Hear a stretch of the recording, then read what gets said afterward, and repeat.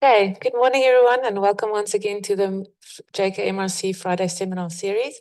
On behalf of the University of Queensland and the Sustainable Minerals Institute, we would like to acknowledge the traditional owners and the custodians of the land on which we meet today. We pay our respects to the ancestors and their descendants who continue cultural and spiritual connections to country, and we recognize their valuable contributions to Australian and global society. So today it's my great pleasure to welcome Lulit Habte. Lulit holds a Bachelor of Science in Civil Engineering from Addis Ababa Institute of Science and Technology in Ethiopia. She enriched her teaching experience at the Addis Ababa Institute of Technology and further advanced her study to Master of Science and in Water Supply and Environmental Engineering at the same university.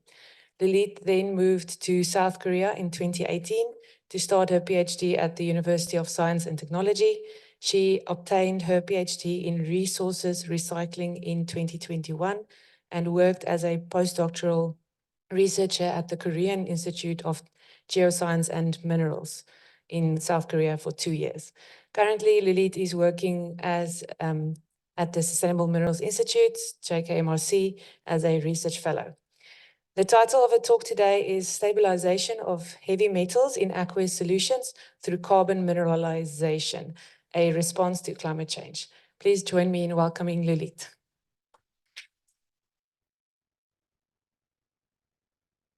Thank you very much for introducing me.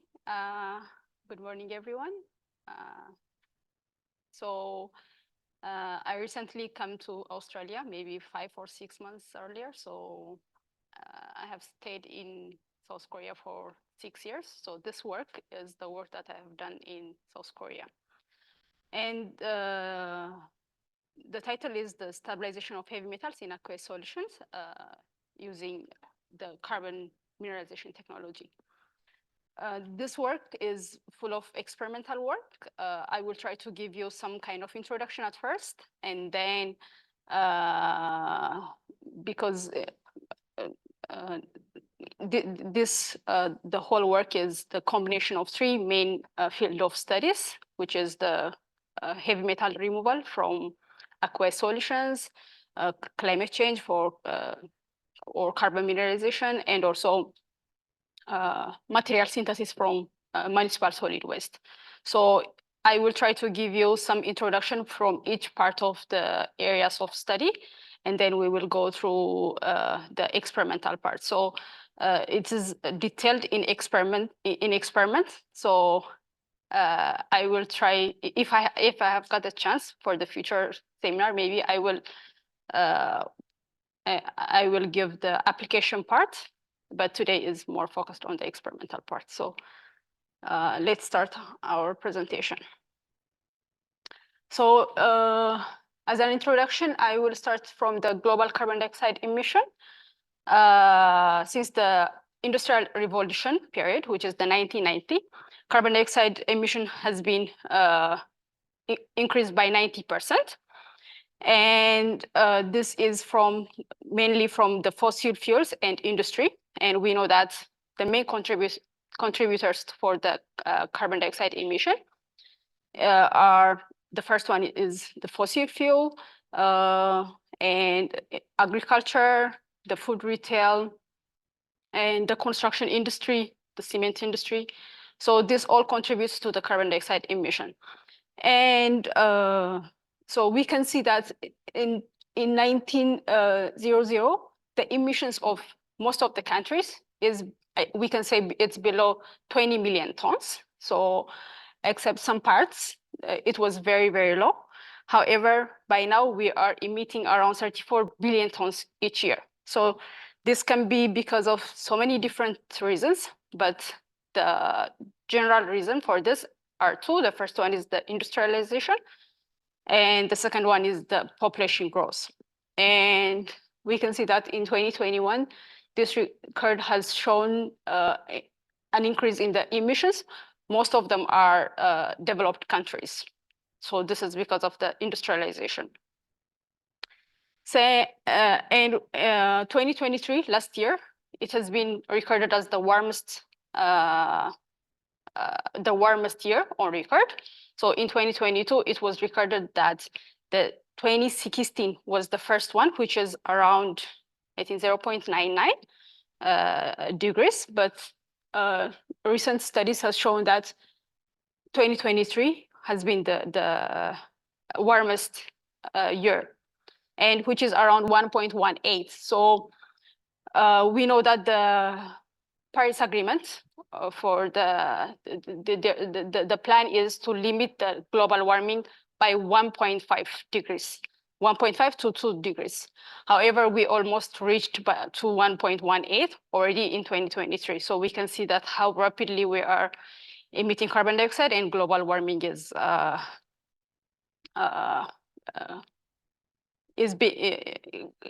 global warming is how can I say? The global warming is the carbon dioxide emission is affecting the global warming.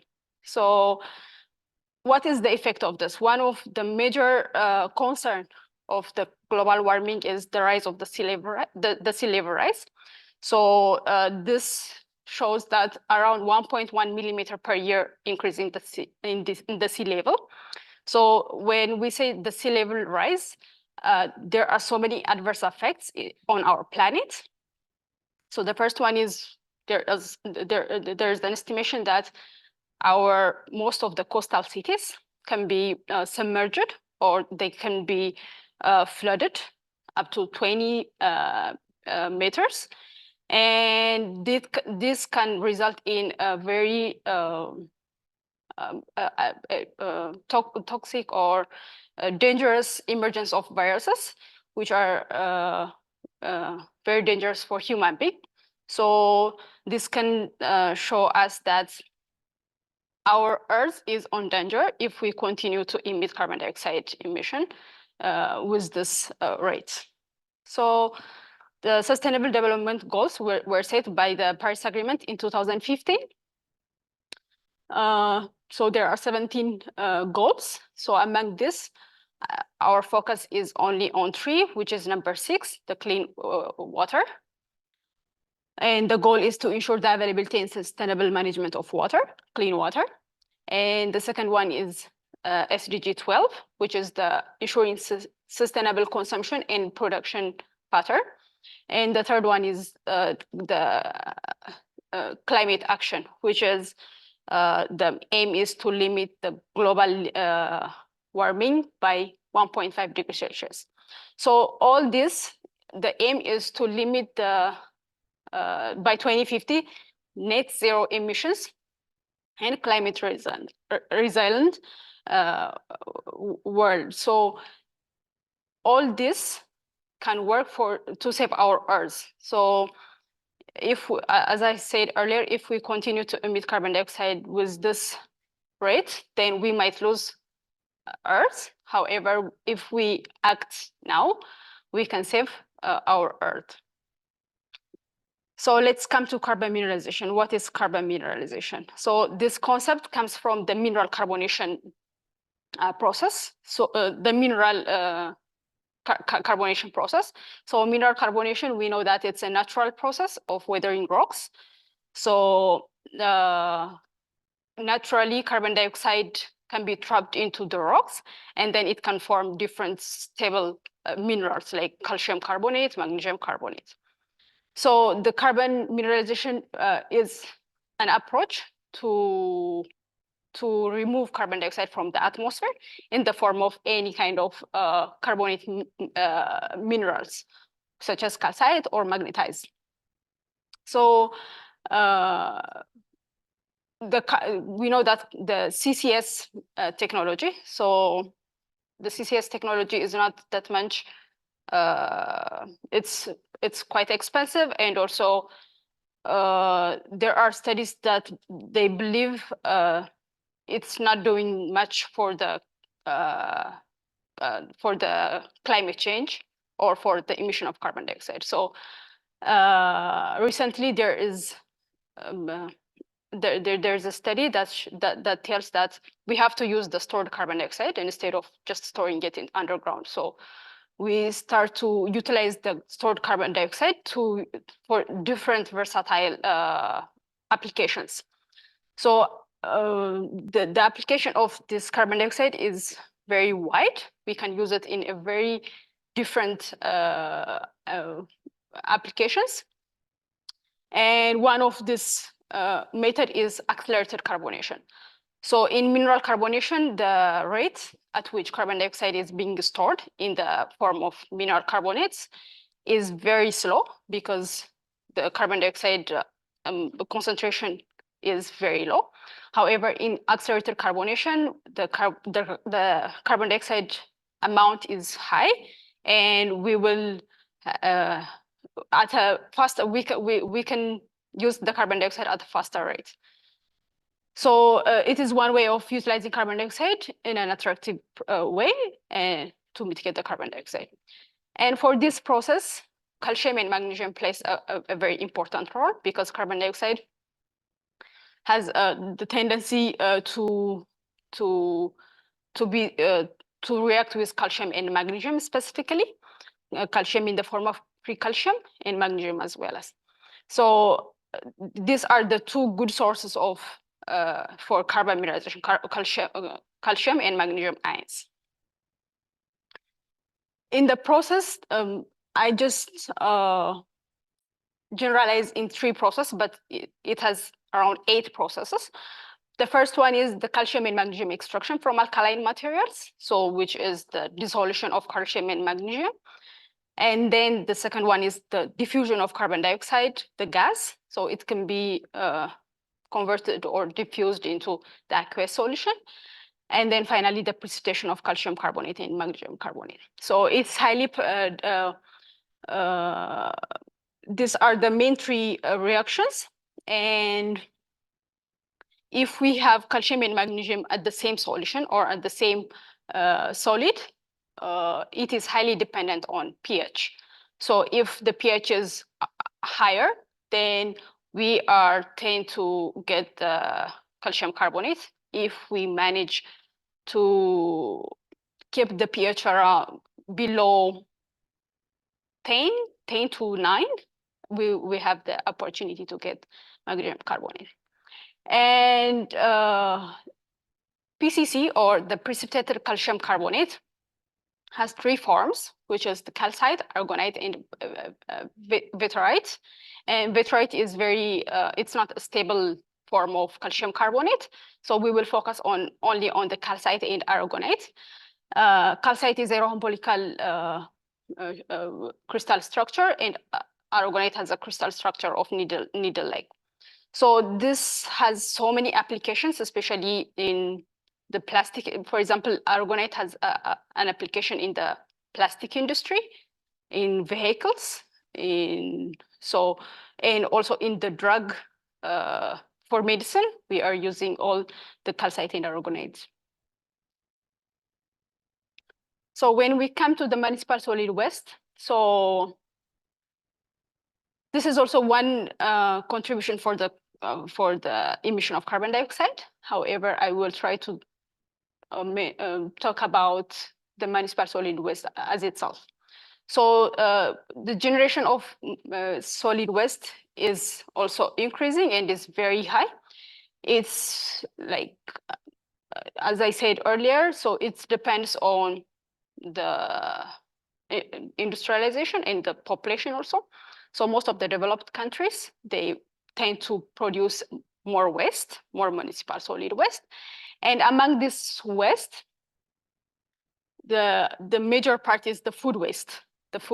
So, and food waste and plastic waste are the major contributors for the carbon dioxide emission. So we can see that the 44% of the total waste, when we see the composition of municipal solid waste, it's composed of food waste. So that's why in this work we focused on the food waste, which is shells, like bivalve shells, and eggshells also. We try to focus on those food wastes. And the environmental impacts of this municipal solid waste are different. For example, they can be other water pollutants like heavy metals, like arsenic, lead, nickel, cadmium, Pb, so all. And soil pollutants, they can be calcium, iron, magnesium, and so on. And biological pollutants, E. coli, and bacteria also. And air pollutants like carbon monoxide, carbon dioxide, methane. So as a summary, the environmental impacts of this municipal solid waste is the emission of methane gas. So most of the food gas, because it's organic, they are responsible for the production of methane. And atmospheric pollution, contamination of groundwater, surface water, land degradation, global warming, health effects also. So and as I have said earlier, we focused on waste shells this time. So why we are focusing on waste shell, as we have said earlier, first, the major composition of the municipal solid waste is food waste. And the production of this waste shell is very high. So we can see, for example, the global bivalve shell consumptions, especially in, we can see in the US, Australia, in Asia. So their production is very high, which is 200 kg per capita per year. So we can see how much of waste can be produced from this. Actually, is a little bit lower than the bivalve shells, but however, we can see how much they can be produced. And these wastes have a potential to be used as a substitute material as a calcium supplement. So they are a good source of calcium carbonate. So we will see later with different analyses the composition of each shells. So they are the best substitutes for calcium carbonate, and which means they can supplement or they can substitute limestone. So anywhere we can use limestone, we can use this waste shells. And we have tried this with so many applications, like in the cement, in the plastic, in vehicles, after using these waste shells, and the performance was very good. So we cannot underestimate the performance of these waste shells. So as a convergence technology, as I said earlier, I have tried to combine three parts. The first one is the number 6, which is the clean water in sanitation, which is removal of heavy metals, which is we are cleaning the water. And the second one is the responsible consumption and production, which we are using the municipal solid waste. We are trying to produce or synthesize a new material from the municipal solid waste, which is the waste shell, into the calcium carbonate, calcium hydroxide, or calcium oxide. And the third one is the climate change, which we are using carbon dioxide as a source for, or as a catalyst for the whole process of removing the heavy metals from the aqueous solutions.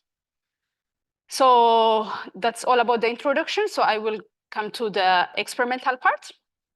So this work mainly contains 4 works. The first one is, so we will have the waste shells, which is the carbon dioxide, the calcium carbonate in the form of calcite and aragonite. Then we try to synthesize 2 materials. The first one is the calcium hydroxide, and the second one is the calcium carbonate in the form of aragonite with a pure quality. And then the calcium hydroxide has been used for the removal of cadmium and lead through the carbonation process. And the second one is for the absorption of cadmium and lead on the aragonite. So we are more focused on cadmium and lead for this work, is because the characteristic or the crystal structure of these 2 heavy metals is the same. So we know that there are around 5 toxic heavy metals that we call toxic. So cadmium, lead, arsenic, chromium, and mercury. So cadmium and lead, they have the same characters or the same response to our carbonation process. However, if we see arsenic and chromium has two oxidation states: arsenic 5 and 3, chromium 6 and 3. So their response to the carbonation is different, and it's kind of complicated than this one. So we also tried on that, and it was successful. But however, today I will just focus on cadmium and lead. And the last one is the sorption. So after synthesizing the aragonite, we try to do the sorption. So I try to say sorption. I didn't say adsorption, because when we say adsorption, it's just a physical interaction or physical attachment. But sorption contains different kinds of mechanisms also. For example, the surface precipitation, not chemical reaction, but surface precipitation also. So that's why we try to use sorption instead of adsorption. So the first thing we try to do is we characterize our waste shell. So what is the composition of the waste shell with different analysis? We tried XRD, this is FTIR, this is XRF. So with all, we can see, so we tried 3 waste shells. The first one is abalone. We used abalone, oyster shell, and eggshell. So the composition of abalone is around 76% is aragonite, which is the needle-like structure, and around 22% is calcite, and oyster shell is 92% is, we can say it's pure calcite, and eggshell also pure calcite. So we try to combine the aragonite and calcite. So because when we are synthesizing as a mass, so to see the effect of if it is aragonite or calcite doesn't matter. So that's why we try to choose different kinds of crystal structures. And the FTIR also shows the same, it complements the XRD. And in the XRD, in the XRF, we can see that the main thing that we need is the free calcium, so the calcium oxide. So we can see the composition, it's around 52%. They are almost similar. So which is a good source, which can be considered as a good source for the calcium carbonate process. And this is activity test. So activity test means we try to see how much reactive our material is before we start any kind of chemical reaction. So the activity test for limestone, calcium oxide that is derived from limestone, which is after calcination of the limestone. The temperature that it releases when we are hydrating it or when in the hydration process is around 59. So here we get almost from 50 to 55. So it is comparable with limestone. And the TGA also, we can see the release of carbon dioxide at a temperature of 8 to 6, around 8 to 6, which is the same as calcium carbonate. And for the scanning electron microscopy, we have got, because it's a mix of the different particles, we have got irregular shape, and it's not also smooth. So we will see after we synthesize our calcium hydroxide or aragonite, we will see how this is converted to aragonite and also calcium hydroxide. And the synthesis process is we try to first wash and dry the waste shell. So we try to use hot water for that, because in the eggshell, in the oyster shell or abalone shell, there is a very line thin of organic inside. So we try to remove that one, because we don't want to have any kind of organics in the process, because it might affect the whole process. So we saw some study that with the organics, there will be some there will be a purity issue if we use the organic. So we try to remove the organic part, and then we try to grind it. And this for the synthesis part, we all use the sol gel process. The sol gel method process is it's quite easy, and it doesn't use a high temperature. So we can directly use calcination, but for calcination, we use around 900 to 1,000, 100 to 1,000, 900 to 1,000 temperature. So we don't want to use that amount of energy, because when you are calcining the waste shell, which is the calcium carbonate, you are still emitting the carbon dioxide. So we don't want to have that kind of issue. So because we are planning to sequester carbon dioxide, not emit carbon dioxide. So that's why we prefer to use the sol gel method. And then with hydrochloric acid, we try to dissolve it, and then the calcium chloride solution is obtained. So this is called the sol gel process. So the first one is in the process, the first one is the preparation of homogeneous solution, which is the calcium chloride solution. And then the formation of the sol by the hydrolysis process. And then with condensation, we will get the gel. And then after drying it overnight, we will get the calcium hydroxide powder. So this is a very simple process, and calcium hydroxide can be obtained with this easy method. And the other one is the synthesis of the aragonite. So the synthesized calcium hydroxide, so this calcium hydroxide will be used here, and then we will add magnesium chloride. So why we are using magnesium chloride is the role of magnesium is to, I will try to talk about the mechanism later, but the role of magnesium is to change the crystal structure. So calcite is kind of rhomboidal shape. So the magnesium chloride will affect will change the crystal structure of the calcite. So it will be elongated, and we can get aragonite. So it's highly dependent on the magnesium to calcium ratio, and different other parameters like temperature is a very crucial parameter, which is we have to use high temperature. But we can also lower the temperature. We can also get aragonite with a lower temperature, but the purity might not be as good as this one. And carbon dioxide will be injected with 50 milliliter. And then with that, we can synthesize the calcium carbonate. So for the precipitation part, we use the carbon. This is the schematic representation of the experimental setup. So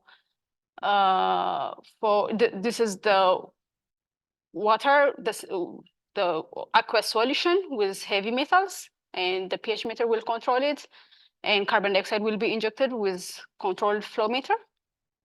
And then different conditions are set, and our target, final targets for cadmium and lead will be 0.1 and 0.5, and different parameters has been studied. And we have also tried to apply this work on a real wastewater, which is a battery wastewater. So, however, the concentration of lead and cadmium was not that much high, but we have tried with a lower cadmium and lead concentration. We have also applied this on acid mine drainage.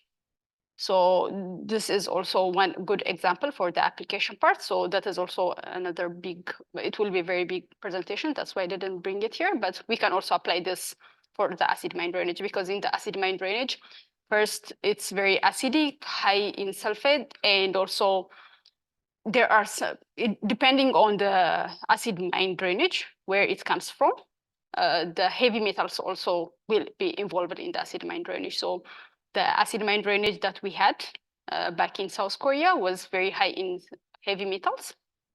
So we have also applied this technology, and it was very successful.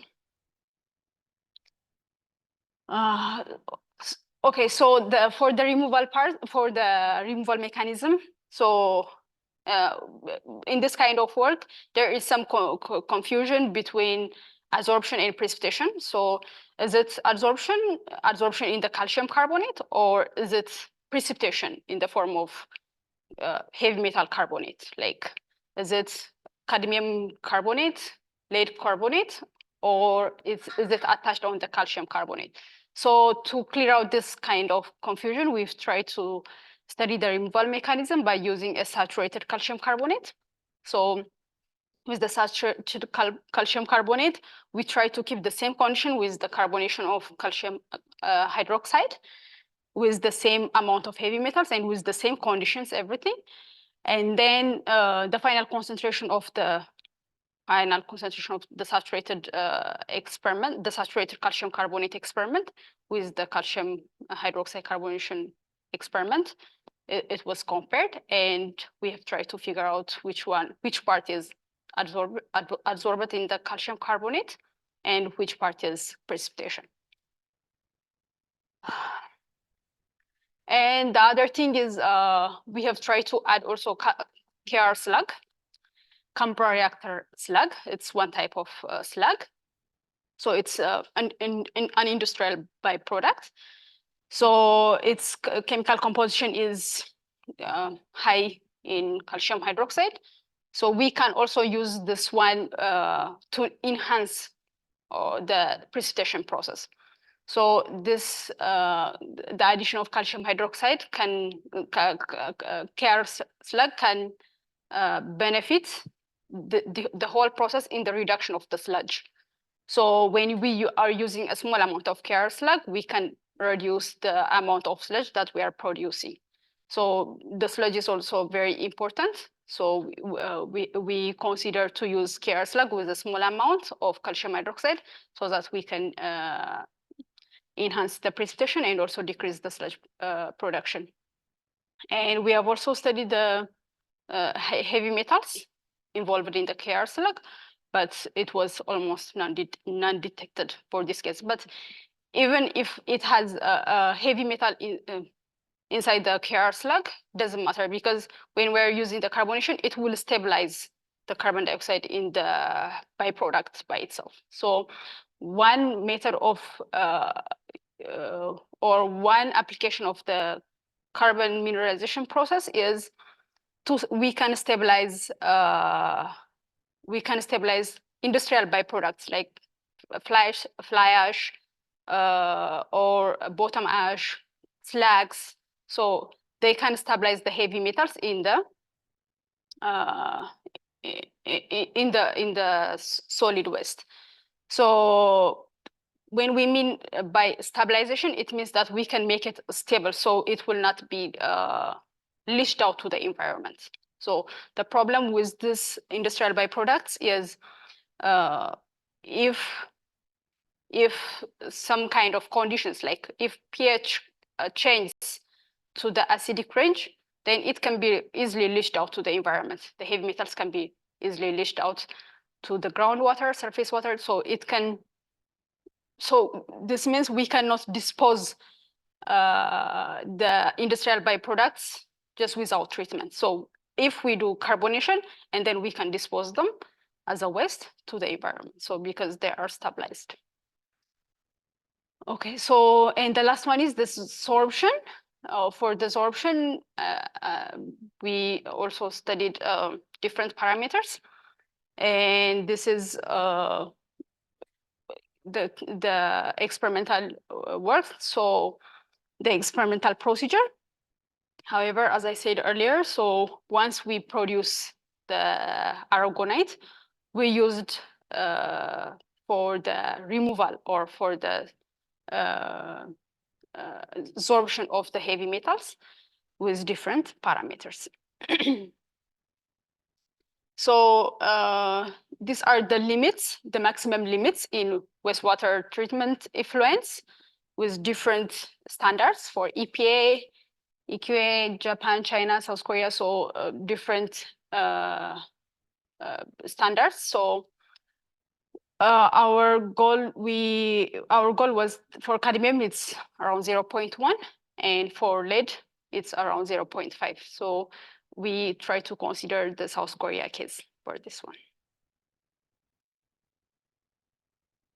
So the previous one is the raw material. Now it's the synthesized one. So the synthesized calcium hydroxide. We can see that the calcium carbonate, which is in the west shell, is totally converted to the calcium hydroxide. We can see with the TJ. So in the TJ,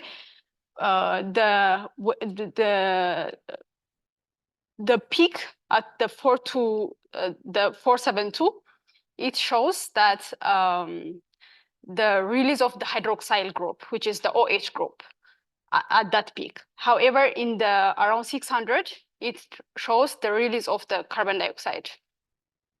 So we can see that the additional, this part, maybe it's,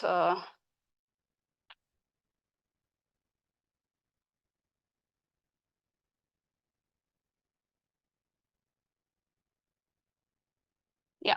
So you can see there, it was only carbon dioxide, which is calcium carbonate.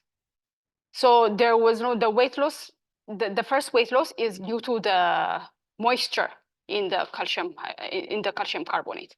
However, we can see the difference.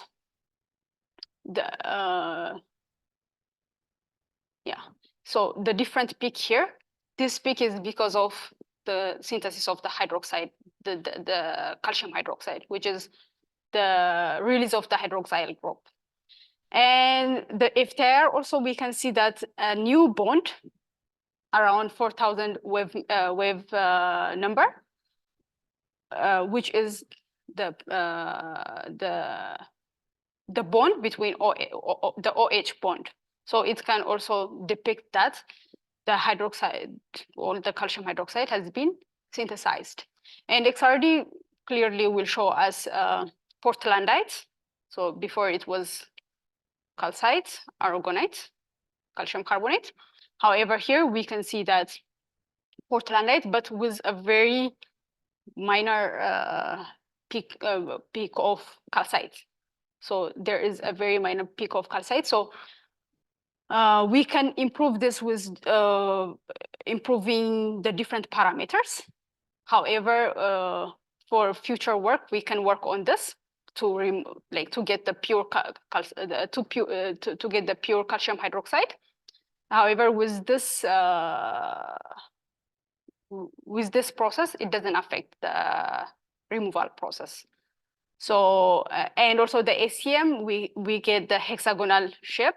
So earlier I have showed you it was very irregular in shape. However, after the synthesis, we get the hexagonal shape. And for the removal part, so it takes a very short time. The carbon dioxide was injected at the 10 minutes, and then with different dose of calcium hydroxide, and the removal was at 3 grams per liter. It showed around 99.99 and 99.63 removal of heavy metal. So we can see how much effective this work is without with a very short period of time. So, however, this doesn't mean that this is effective for other heavy metals. So for other heavy metals, it's quite a little bit difficult, but for cadmium and lead is very efficient. And different parameters has been studied. The initial metal concentration doesn't affect the whole process. The carbon dioxide flow rate, also we tried with 100 milliliter per minute and to 1 liter per minute. And then the higher flow rate was good. And the pH also, so the process first, when we are using calcium hydroxide, the pH will be very high, around 12.5. And then after we add carbon dioxide, when we add carbon dioxide will be dissolved into carbonic acid. So because of that carbonic acid, the pH starts to drop. So that's why the pH is dropping. And then after pH 7, on pH at pH 7, it will stabilize. It cannot no longer accept any kind of ion after that. So this is also a very good way to neutralize our aqueous solution because it will stop around pH 7. So water should be around pH from 6 to 8. So it's a very good way of neutralizing our aqueous solutions.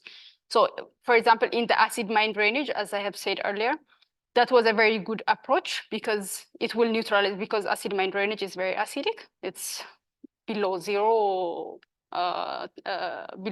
pH. So with using this approach, we can neutralize the pH to 7.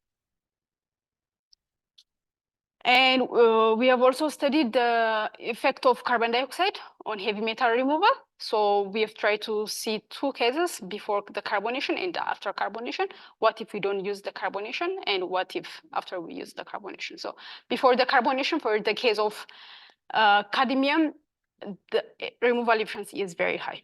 So this can be explained by the EHPH diagram of cadmium in water solution. So the EHPH diagram of cadmium in water solution. So we can see the red line here. So up to here. So cadmium hydroxide is stable up to 13.5 at the pHs, when the pH is high. So there is no, the pH is 13.5. So there will not be any problem in the removal efficiency. So we will always get cadmium in the form of cadmium hydroxide. And in the after carbonation, so it will increase with dosage, it will increase, and then still the pH is high, then it will not have any problem, the same thing. However, for the case of PB, it's different because PB with time, it will decrease, or with dosage, it will decrease. This is because of, here we can see that there are, PBO is stable until this point. And then there are, how can I say? Ions in the form of ions, they cannot be stable here. So this is also an ion. So as you increase the pH, you cannot, you are getting ions instead of solids. So because of that, it's decreasing. So for that reason, the after carbonation is much better than before carbonation. And for the phase transformation, we can see that this is the precipitant, or the calcium hydroxide, which is the portlandite with a very minor of calcite. And then after carbonation, which is the precipitate, we get fully calcite. So which is, with carbonation, we get the calcite crystal.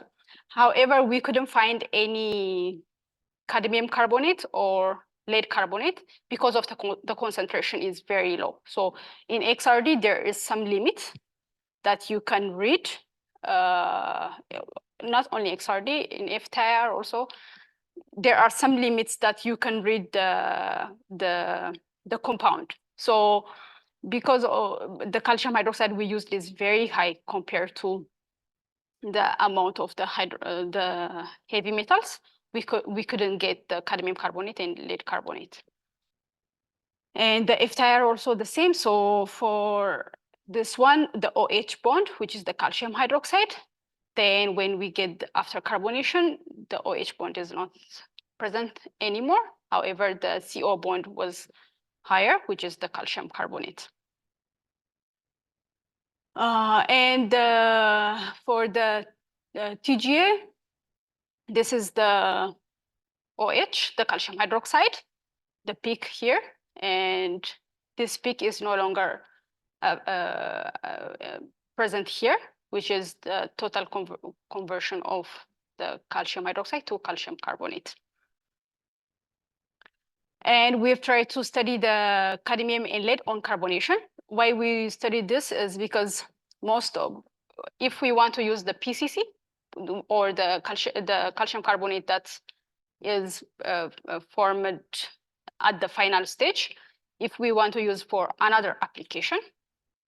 What does it affect? For example, if we want to use in paper industry, or if we want to use it in the vehicle or in the plastic. So the presence of cadmium or lead, does it affect the carbonation process or the PCC that's formed? So that is why we studied this this part. And in our study, we have found that with the TGA, so this is without any heavy metals. So without any heavy metal, if you carbonate or if you do carbonation of calcium hydroxide, the carbonation amount is around 34.4. However, with the presence of, I think this is cadmium, with the presence of cadmium, the carbonation amount will be around 31%. And with the presence of lead, it is around 32%. So we try to calculate the retarding factor, which is calculated as this. So with this retarding factor, for example, with the presence of cadmium, it was retarded. The carbonation process is retarded by 0.09. However, with the presence of lead, it was retarded by 0.06. So it is very, very small number, because we can say a retardation of, it's from 1, so a retardation of from 0.15, above 0.15 will be significant. So this is not significant. So if we want to use the precipitate that is formed from this solution, we can use it for further application. So for other purposes, like for the paper industry or for the plastic or anything.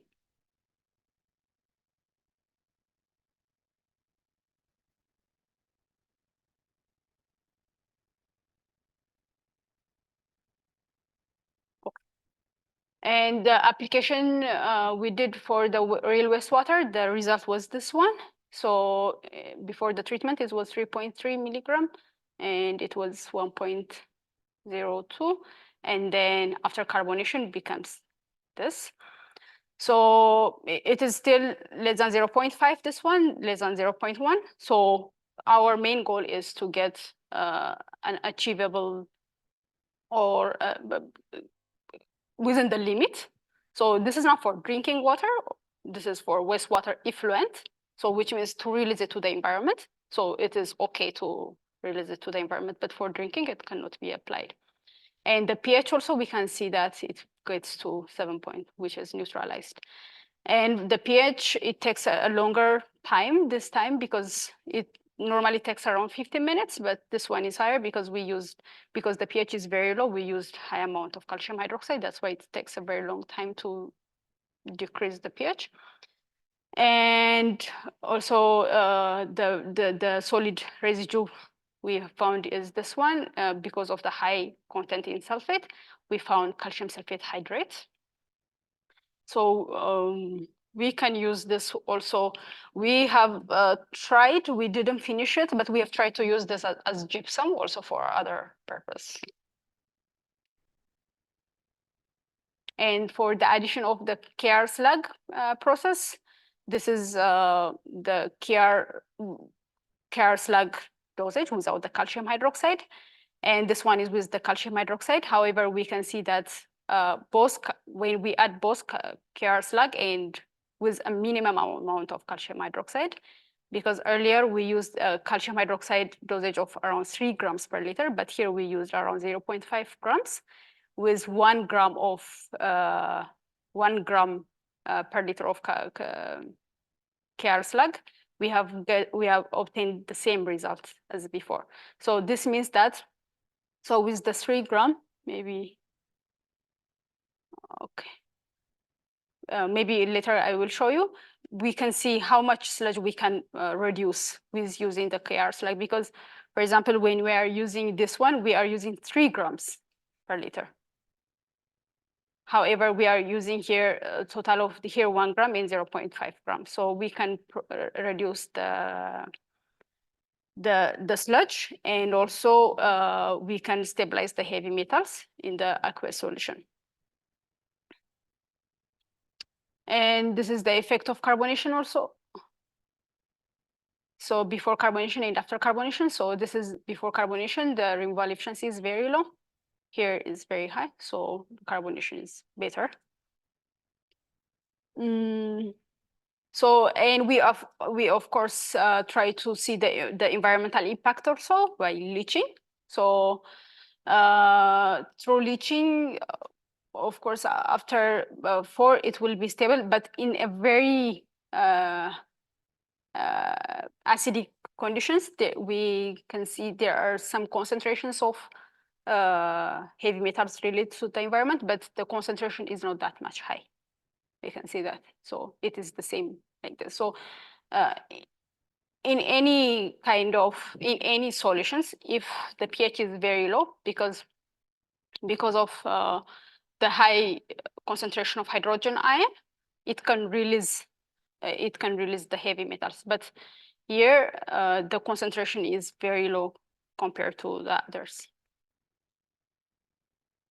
This is the characterization for this is the Portlandite or the KR slug before carbonation, and after carbonation we can get the calcium carbonate.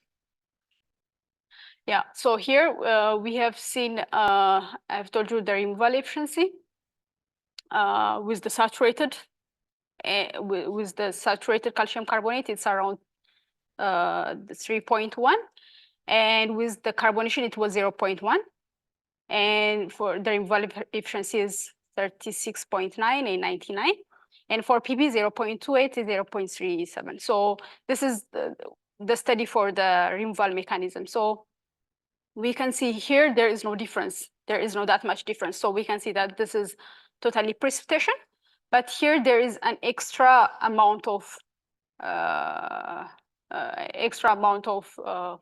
removal. So we have decided this is because of adsorption. In addition to the precipitation, it is because of the adsorption. So that's why there was a lesser amount of or higher removal efficiency in the calcium hydroxide carbonation process. So for PB, it is fully precipitation, which is it is precipitated as PB carbonate. However, in the case of cadmium, it is adsorption in the calcium carbonate and also cadmium carbonate. So, but it's very less. 3% is 3% is adsorption, and the 97% is precipitation. And this is the thermodynamic simulation for cadmium and PB.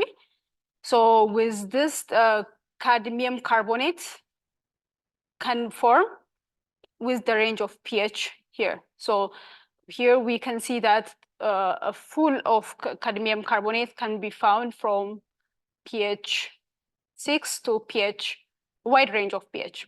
So because our pH is around here, so our possibility to get this is high. And for PB also the same. However, for PB, it's a very narrow range. And for PB, we had some problem when we are doing the experiment because sometimes the removal efficiency will not be good.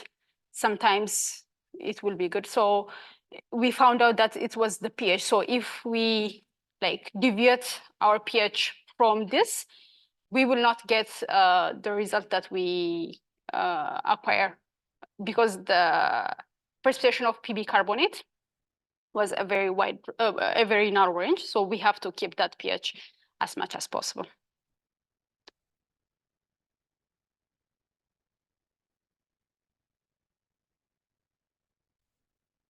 And additional explanation for the additional cadmium carbonate to be adsorption is the similarity between the crystal structure of cadmium carbonate and calcite. So because of this similarity, an easy adsorption of cadmium on the calcite can be one other explanation for the additional. So both of them have a trigonal crystal structure, so they can complete. They can tend to exchange their sites. So because of that, cadmium can easily be absorbed on the calcite structure. So this is the chemical process. So calcium carbonate, calcium hydroxide will dissolve into calcium and OH. Then this will react with this OH and form cadmium hydroxide and PP hydroxide at a higher pH. Once we add the carbon dioxide, it will be the carbonic acid will be released, and then this carbonate will react with this one, and then it will form the calcium carbonate, PB carbonate, and CD carbonate. So this is the mechanism.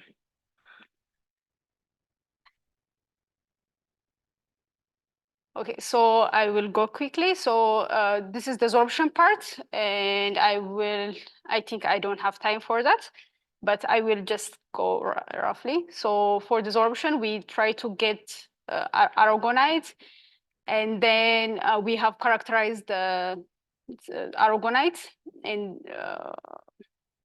with zeta potential, BET, the aspect ratio is around 21, the particle size distribution, everything. And then for the absorption part, cadmium, PB showed a very high absorption. And yeah, so the maximum capacity we have found for the absorption is for cadmium 333, and for PP is around 335.8. And we have tried to see because in absorption we have to check kinetics and isotherm. So the kinetics fits the pseudo. With the R square, we can see that the pseudo second order parameters fits well. And for the isotherm part, it fits Langmuir than Freundlich. Yeah, so this is the mechanism also. So finally, the precipitate. So this is surface precipitation instead of adsorption. Yeah, so the key takeaways, so because we have talked about lots of things, for the synthesis part, waste field can be used as a substitute for the calcium supplement material, and we can decrease the depletion of limestone by using this waste, and it can be considered as a circular economy, and the soil gel method has many advantages, and the wet carbonation method is effective for the synthesis of the needle-like structure, and magnesium ion has a very high effect on the shape of and aspect ratio. And finally, calcium hydroxide carbonation is a sustainable and successful method for obtaining a low metal concentrations. And although this is not like it's not significant amount of carbon dioxide can be sequestered here, like industrial products, but we can be used as one way of absorbing carbon dioxide, and we can mitigate the climate change with this. And the presence of heavy metals doesn't have any effect on the formation of calcium carbonate, so we can use it for further application. So if you want the details of this work, these are my publications. You can check. Yeah, thank you.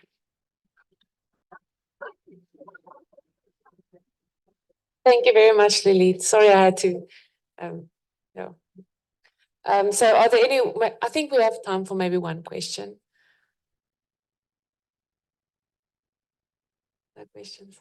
Okay. Lulit, maybe from my side, I saw on that one process from where you take your eggshells to the shells to calcium hydroxide, that process seemed as if it's generating CO2 as well. Yeah.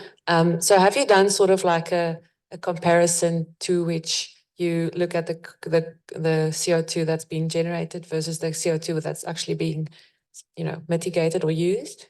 Yeah, so we have the same question when we are doing this work.